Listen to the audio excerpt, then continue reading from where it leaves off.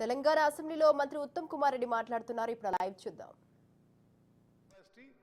మేము 1.5 టీఎంసీకి తగ్గించి సబ్మర్జర్స్ తగ్గించి మరి ల్యాండ్ అక్విజిషన్ రిక్వైర్మెంట్ తగ్గించి ముందుకు పోతున్న విషయం కూడా ఈ సభ ద్వారా నేను ఆ ప్రాంతం వాళ్ళకి అందరూ కూడా తెలియజేస్తున్నా.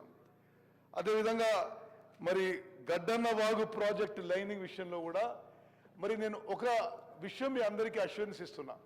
ఏ ప్రాజెక్ట్ అయినా అన్ని ప్రాజెక్టులో మేము చాలా సిస్టమేటిక్గా ఇప్పుడు ఒకటి హైడ్రాలజీ క్లియరెన్స్, నీళ్లు సరిపోని ఉండాలి.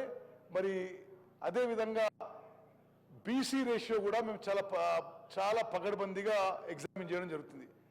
అంటే కాస్ట్ బెనిఫిట్ రేషియో లేనిది ఏ ప్రాజెక్టుకి అనుమతి ఇవ్వడం లేదు. నీరు అందుబాటులో ఉండాలి, ల్యాండ్ అక్విజిషన్కి మరి లోకల్స్ సహకరించాలి. అదేవిధంగా కాస్ట్ బెనిఫిట్ రేషియో కూడా మనకి సూటబుల్ ఉండాలని చెప్పి నేను మనవి చేస్తున్నాను. అదేవిధంగా మరి దేవాదుల విషయంలో ఇప్పుడు ఇక దేవాదుల విషయంలో మీరు అడిగిన విషయం 178 కోట్లు విడుదల చేయాలని దేవాదుల ప్రాజెక్ట్ విషయంలో ల్యాండ్ అక్విజిషన్ కానీ ప్రాజెక్ట్ వర్క్స్ విషయంలో కానీ రిపీటెడ్గా రివ్యూ చేయడం జరిగింది. అది ఏ విధంగా పోవాలనో మేము ఫైనలైజ్ చేస్తాం. తప్పనిసరిగా అది ముందుకు పోవాలనే ఆలోచనతోనే ఉన్నాం.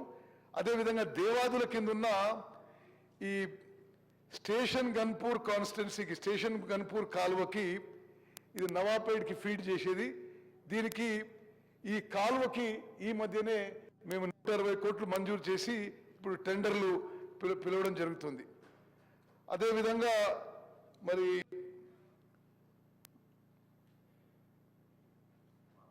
మరి ఆది శ్రీనివాస్ గారు అడిగింది ఆ మలక్పేట్ రిజర్వాయర్ చేపడతాం.